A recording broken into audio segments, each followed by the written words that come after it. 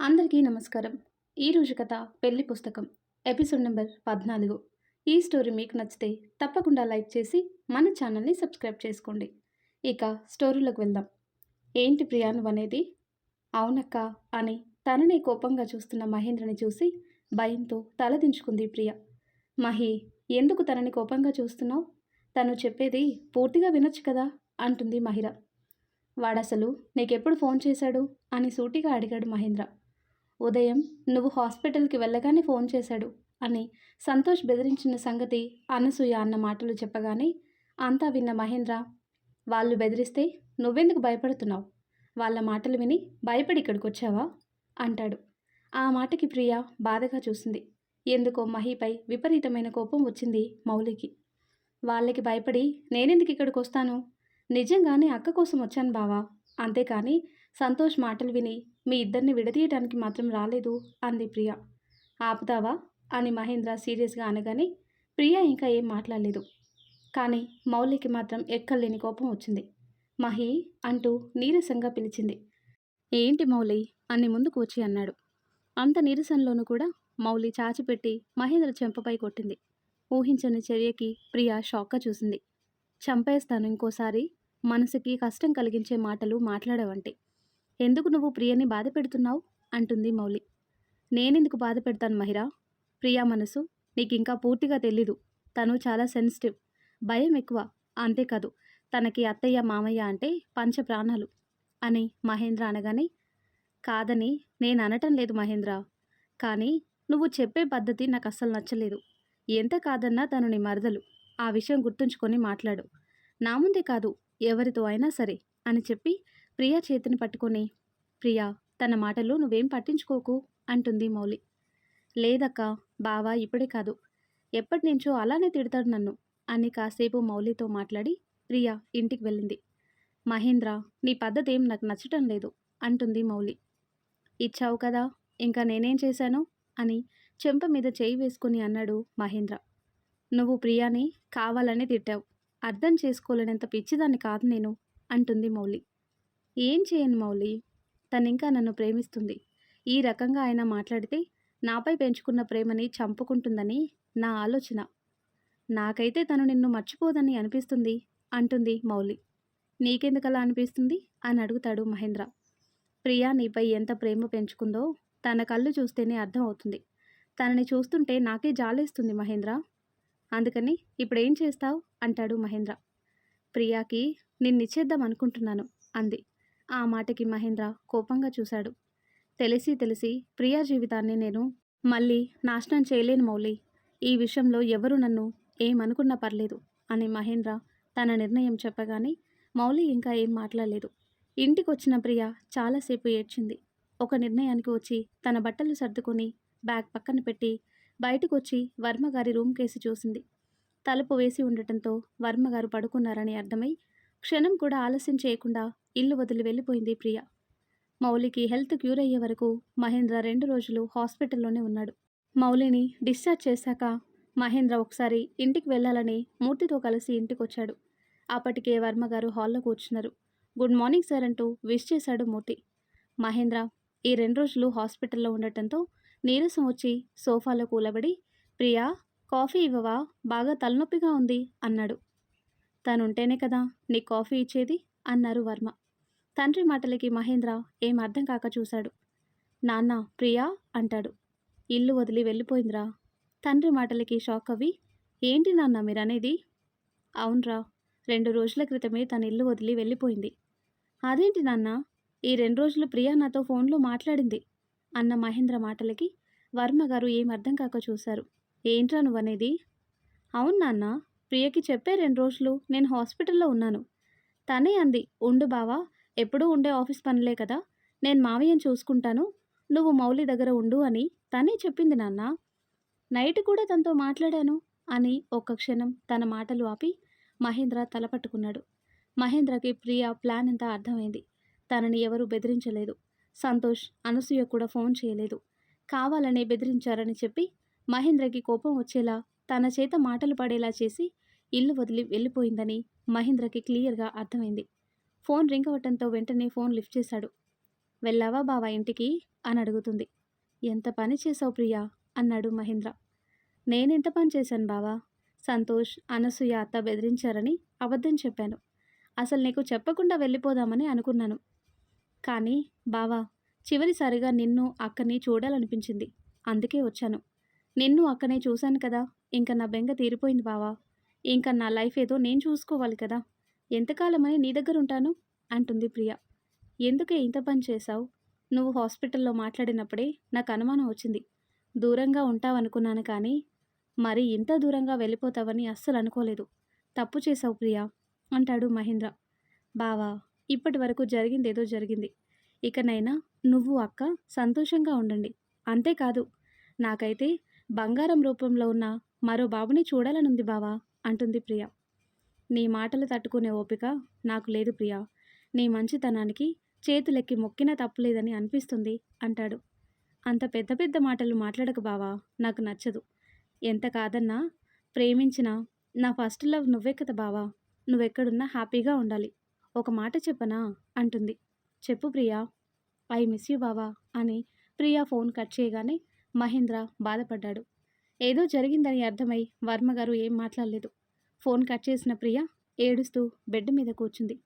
ఎందుకు ప్రియ ఏడుస్తున్నావు అంటూ బాధగా అడిగింది ప్రియ వాళ్ళ అమ్మ. ఏం చేయనమ్మా, ఎంత కాదన్నా బావని ప్రేమించాను కదా అమ్మా. సడన్గా తనని వదిలొచ్చినందుకు ఏదోలా ఉంది అంటుంది. ఎందుకుండదు, నీ అంతట నువ్వే ఇల్లు వదిలి వచ్చేసావు. పైగా ఎవరు నిన్ను పొమ్మని అనలేదు కదా. నా మాట విని నువ్వు బావ దగ్గరుండు అంటుంది. అలాంటి మాటలు నా దగ్గర మాట్లాడకమ్మా.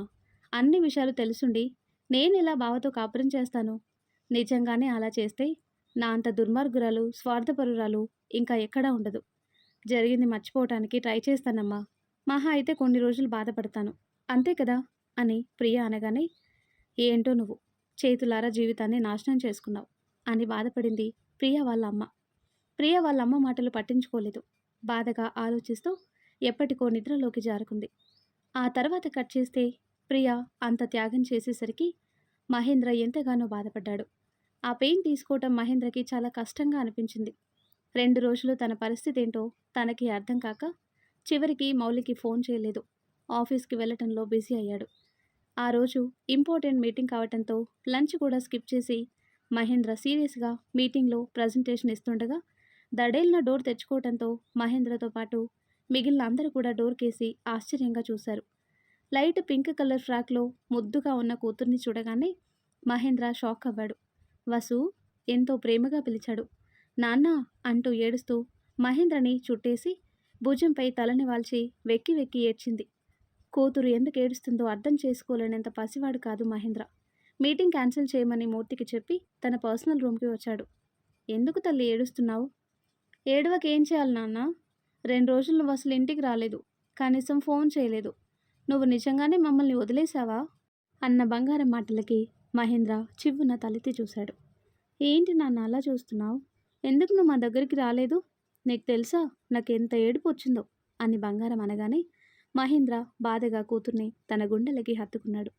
వర్క్లో బిజీ అయ్యానమ్మా, అందుకే ఫోన్ లిఫ్ట్ చేయలేదు. సారీ తల్లి చాలా ఎమోషన్ అవుతూ చెప్పాడు. నాన్న, నా మాటలకి నువ్వు బాధపడుతున్నావా? మరేం చేయను నాన్న, అమ్మ నీరసంగా ఉంటుంది, అసలేం తింటం లేదు, పైగా ఎప్పుడు చూసినా ఏదోటి ఆలోచిస్తూ ఉంటుంది. నాకు అసలేం అర్థం కావట్లేదు నాన్న అని బాధగా చెప్పి తండ్రి చేతిని పట్టుకొని, నాన్న ఒకసారి ఇంటికి రా నాన్న, కనీసం నువ్వు కసిరితే అయినా అమ్మ పాలైనా తాగుతుంది, అమ్మ బాగా నీరసించిపోతుంది అని బంగారం అనగానే, సారీ నాన్న, పద ఇప్పుడే మనం అమ్మ దగ్గరికి వెళ్దాం అని మహేంద్ర పైకి లేస్తుంటే బంగారం వెంటనే తండ్రి చేతిని పట్టుకొని, అయ్యో నాన్న, నువ్వప్పుడే రాకు, నువ్వు నాతో పాటు వస్తే అమ్మకి అనుమానం వస్తుంది. నేను నీ దగ్గరకు వచ్చి తన కోసం చెప్పగానే వచ్చాడు, లేకపోతే రాడు కదా అనుకుంటుంది. అందుకే నువ్వు 1 గంట ఆగి రానన్నా, నేను స్వప్న ఆంటీ చేత వంట చేయిస్తాను అని బంగారం అనగానే కూతురు మాటలకి మహేంద్ర తను చేసిన తప్పేంటో పూర్తిగా అర్థమైంది. ప్రియ బాధలో పడి కట్టుకున్న భార్యని, కూతుర్ని పట్టించుకోలేదన్న బాధ ఒక్కసారిగా తన్నుకొచ్చిన మహేంద్ర లోపలే బాధని దిగమింగుకొని, సరేమా, నువ్వు చెప్పినట్టే చేస్తాను. మూర్తి, పాపని జాగ్రత్తగా ఇంటికి తీసుకుని వెళ్ళు అని చెప్పి తను ఫాస్ట్గా తన ఛాంబర్కి వచ్చి చైర్లో కూర్చున్నాడు. తన ఫోన్ ఓపెన్ చేసి చెక్ చేశాడు. మౌలి దగ్గర నుంచి చాలా మిస్డ్ కాల్స్ వచ్చాయి. ఎప్పుడు తనని దూరం పెట్టే మౌలి అన్నిసార్లు ఎందుకు ఫోన్ చేసిందో అర్థం కాక వెంటనే ఆమెకి కాల్ చేశాడు. పడుకున్న మహిర ఫోన్ సౌండ్కి నిద్రలేచి మహేంద్ర నెంబర్ చూసే వెంటనే ఫోన్ లిఫ్ట్ చేసింది. మహేంద్ర, ఎలా ఉన్నావు? చాలా నీరసంగా వస్తుంది మౌలి గొంతు. ఎలా ఉన్నావు మహిరా? బాగున్నాను మహేంద్ర, నువ్వెలా ఉన్నావు? ఏమైంది ఫోన్ లిఫ్ట్ చేయటం లేదు అని అడుగుతుంది. ఏం లేదు మహిరా అంటాడు. ప్రియ అసలు ఎందుకు వెళ్ళిపోయింది? డైరెక్ట్ పాయింట్కి వచ్చింది మహిర. ఇంటికి వచ్చాక మాట్లాడతాను మహిరా అని వెంటనే కాల్ కట్ చేశాడు. మౌలి తనలో తానే బాధపడింది. మహేంద్ర ఎంత బాధపడుతున్నాడో అతని మాటల్లోనే అర్థమైంది. ఏంటి మౌలి, ఏం ఆలోచిస్తున్నావు అంటూ లోపలికొచ్చింది స్వప్న. ఏంలే స్వప్న, మహేంద్ర వస్తున్నాడు. 2 రోజుల నుంచి ఏమీ తినలేదు. తనకి కాస్త వంట చేయవా? రిక్వెస్టింగ్గా అడిగింది. అదేంటే అలా రిక్వెస్టింగ్గా అడుగుతావు? నేను వంట చేస్తాను.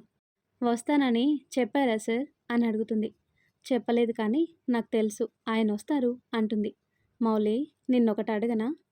నాకు తెలుసు స్వప్న, నువ్వేం అడగాలనుకుంటున్నావో. ప్రస్తుతం నేను నా జీవితం కోసం ఏం ఆలోచించటం లేదు. ఆయన సంతోషంగా ఉండటమే కావాలి అని మౌలి అనగానే స్వప్న ఇంకా ఏం మాట్లాడలేదు.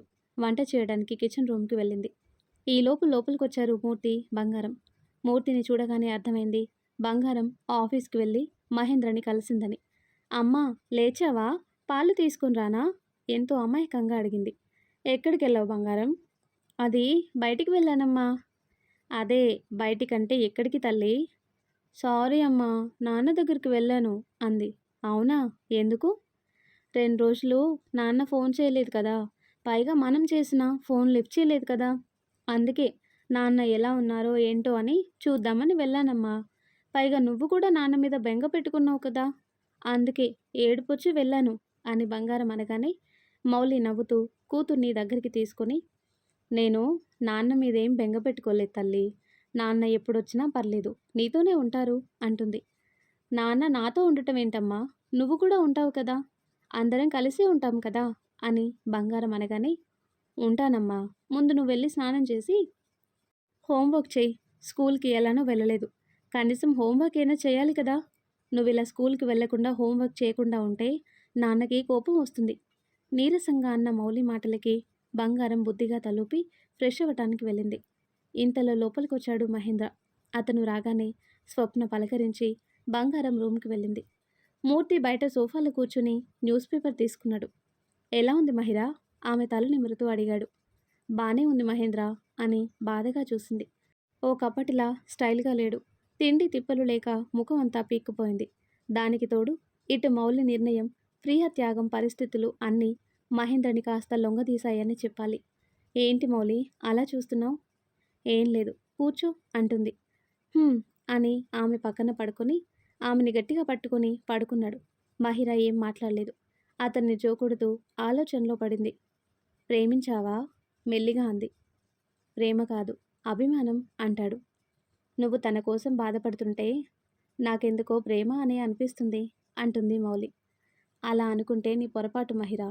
నిజం చెప్పాలంటే మంచి అమ్మాయి, తనని ఎక్కువగా బాధ పెట్టాను కదా, అందుకే గిల్టీ ఫీలింగ్ ఎక్కువయ్యి 2 రోజులు ఒంటరిగా ఉన్నాను అంటాడు మహేంద్ర. నాకు తెలుసు మహేంద్ర, నువ్వు ఫోన్ లిఫ్ట్ చేయలేదు కదా, అప్పుడే అనుమానం వచ్చింది బాధపడుతున్నావని. ఏం చేయను, పరిస్థితులు అన్నీ అలా వచ్చాయి. ముందు నువ్వేమన్నా తిను మహిరా అంటాడు.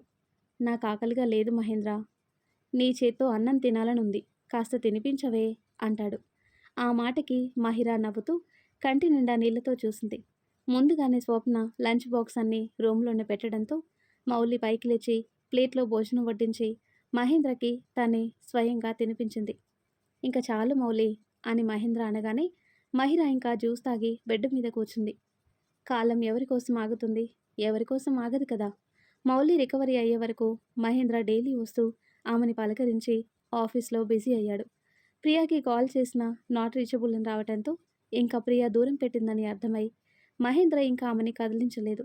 రోజులు గడుస్తున్నాయి. ఈరోజేంటే పొద్దున్నే లేచావు? గుడికి వెళ్తాను స్వప్న, అటే ఆఫీస్కి అని మౌలి అనగానే స్వప్న ఆశ్చర్యపోయింది. ఏంటి, ఆఫీస్కి వస్తావా? ఏమైంది, నేను రాకూడదా ఏంటి నవ్వుతూ అడిగింది. ఎప్పుడూ లేనిది మౌలి ముఖంలో సంతోషం చూసిన స్వప్న హ్యాపీగా ఫీల్ అయింది. పద స్వప్న అని ఇద్దరు ఆటోలో గుడికి వెళ్లారు. గుడి రావటంతో ఇద్దరు ఆటో దిగి లోపలికొస్తుండగా మౌలికి అడ్డుగా నిలబడ్డారు సంతోష్, అనసూయ. కానీ మన మహిర ఏం భయపడలేదు. ఏంటి, ఆరోగ్యం బాలేదని మా అమ్మని పంపిస్తే మీ ఆయనేదో ఎక్స్ట్రాలు చేశాడు. ఏంటి కథ, ఇద్దరు కలిసిపోయారా ఏంటి? మౌలి ఏం మాట్లాడలేదు. అదే అయి ఉంటుంది సంతోష్.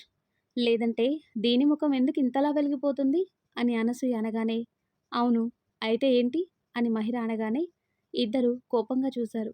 సంతోష్ వెంటనే మహిర చేతిని పట్టుకోవాలని చూశాడు. కానీ మహిర వెంటనే చాచిపెట్టి సంతోష్ చెంపపై ఒక్కటిచ్చింది. ఎంత ధైర్యమే నీకు, సంతోష్ని కొడతావా నిన్ను అంటూ అనసూయ చేయి ఎత్తేలోపే అనసూయ చెంప కూడా చెల్లున పగిలింది. కొట్టింది ఎవరో కాదు, వర్మగారు. వర్మగారిని చూడగానే షాక్తో బిగుసుకుపోయింది అనసూయ. సంతోష్ కూడా ముందుకి అడుగు వేయలేకపోయాడు. అప్పటికే వర్మగారు చాలా కోపంగా ఉన్నారు. అనుకున్నాను మీరు వస్తారని. ఎందుకు, ఇంత జరిగినా కూడా దీన్ని కోడలిగా నోర్ముయ్ అంటూ గట్టిగా అరిచేసరికి మహిర, స్వప్న కూడా వెనకడుగు వేశారు, వర్మగారి కోపం తట్టుకోలేక. సంతోష్, నీకు బ్రతకాలనుందా లేదా? జేబులో ఉన్న గన్ను తీసి ఉఫ్ అంటూ ఊదుతూ అన్నాడు. ఇప్పుడే చెప్పు, బ్రతకాలనుంటే ఈ ఊర్లో ఉండకు. నీ మంచికే చెప్తున్నాను. లేదు, నాకు బ్రతకాలని లేదు, చావాలనుంది అంటే చెప్పు, ఇప్పుడే చంపేస్తాను. మాట్లాడుతూనే సంతోష్ నుదుటన గన్ను గురిపెట్టేసరికి సంతోష్కి చెమట పట్టేసింది. అనసూయ అయితే భయంతో గుట్టకళ్ళు మింగుతూ వెనకడుగు వేసి పారిపోదామని చూసింది. కానీ తనకి ఆ ఛాన్స్ లేదు. వద్దు వర్మగారు, ఇంకెప్పుడు నేను మహేంద్ర జోలికి రాను అని సంతోష్ అనగానే వర్మగారు గన్ సంతోష్ గుండెల మీద పెట్టి, వాళ్ళ జోలికే కాదు, ఏ మాత్రం నా ఫ్యామిలీ వైపు కన్నెత్తి చూసినా సరే నిజంగానే నిన్ను చంపి పడేస్తాను, అర్థమైందా? పో ఇక్కడి నుంచి అని వర్మగారు గట్టిగా అరిచేసరికి సంతోష్ భయంతో పరుగు తీశాడు. కారులో నుంచి ఇదంతా చూసిన దేవయాని, ఇంకా జీవితంలో వీడు మహేంద్ర జోలికి రాడు. వర్మగారితో ముందుగానే మాట్లాడి మంచి పని చేశాను, లేదంటే ఈ అనసూయ వల్ల వాడు ఇంకా రాక్షసంగా మారిపోయేవాడు అనుకుంది. ఇంకా ఎందుకు ఇక్కడ నిలబడ్డావు? చూడు, క్షణం కూడా ఆలస్యం చేయకుండా పో ఇక్కడి నుంచి, లేదంటే నిన్నేం చేస్తానో నాకే తెలీదు అని వర్మగారు అనేసరికి అనసూయ ఇంకా భయంతో అక్కడి నుంచి వెళ్ళిపోయింది. వర్మగారు గన్ను జేబులో పెట్టుకొని అక్కడే ఉన్న మెట్టు మీద కూర్చున్నారు.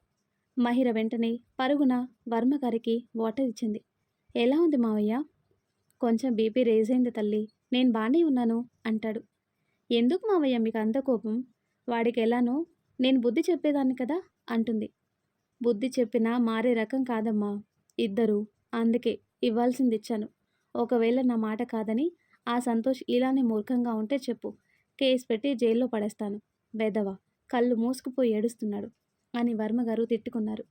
ఇంకా వదిలేయండి అంకుల్, పదండి లోపలికి వెళ్ళి దేవునికి దండం పెట్టుకుందాం అని స్వప్న అనగానే ముగ్గురు కలిసి లోపలికి వెళ్లారు. దేవయాని మహిరతో మాట్లాడాలి అనుకుంది. కానీ మళ్ళీ తను కోప్పడుతుందనుకొని అక్కడి నుంచి వెళ్ళిపోయింది. ఆ తర్వాత కట్ చేస్తే ఆఫీస్లో సీరియస్గా వర్క్ చేస్తున్నాడు మహేంద్ర. లోపలికొచ్చిన మహిర, గుడ్ మార్నింగ్ సార్ అంటుంది. గుడ్ మార్నింగ్ అంటూ తల తిప్పకుండా విష్ చేశాడు. అసలు వచ్చింది ఎవరో కూడా మహేంద్ర లెక్క చేయలేదు. మహిర ముందుకొచ్చి అతని నుదుటిన కుంకుమ పెట్టి అతని చేతిలో ఉన్న ల్యాప్టాప్ తీసుకుంది. ఆమె చేసిన పనికి సీరియస్గా చూసి అంతలోనే షాక్ అయ్యాడు. ఎదురుగా ఉన్నది తన భార్య కదా. మహిరా, నువ్వు ఆఫీస్కి అంటాడు. ప్రసాదం తిను అంటూ మహేంద్రకి ప్రసాదం తినిపించి తను తింది. హ్యాండ్ వాష్ చేసుకుని అతనికి కాఫీ కప్ ఇచ్చి, మహేంద్ర, ఏంటి మహిరా, ఈరోజు నాకు చాలా వర్క్ ఉంది, పైగా 2 వారాలు ఆఫీస్కి రాలేదు కదా, అందుకే ఈవినింగ్ పాపని స్కూల్ దగ్గర నుంచి మీరు ఇంటికి తీసుకుని వస్తారా అంటుంది. ఆమె ఎందుకు ఆ మాటలందో మహేంద్ర గ్రహించలేకపోయాడు. తను నీరసంగా ఉంది కదా, అందుకే పాపను తీసుకుని రమ్మంది అనుకుని తీసుకొస్తాను అన్నట్టు తలూపేసరికి మహిర ఇంకా ఏం మాట్లాడలేదు. మౌనంగా తన క్యాబిన్కి వచ్చి కూర్చుంది. ఏమైందే, మీ ఆయనకి ప్రసాదం పెట్టావా? అంది ఆలోచిస్తూ. నువ్వు దేనికోసం ఆలోచిస్తున్నావో నాకు బాగా తెలుసు మహిరా. నాకు వర్మ అంకుల్ మాటల్లో తప్పేం కనిపించడం లేదు. చెప్పాలంటే ఆయన కరెక్ట్గానే మాట్లాడారు. నువ్వు మహేంద్ర సార్ ఇప్పటికైనా సంతోషంగా ఉంటే బాగుంటుంది.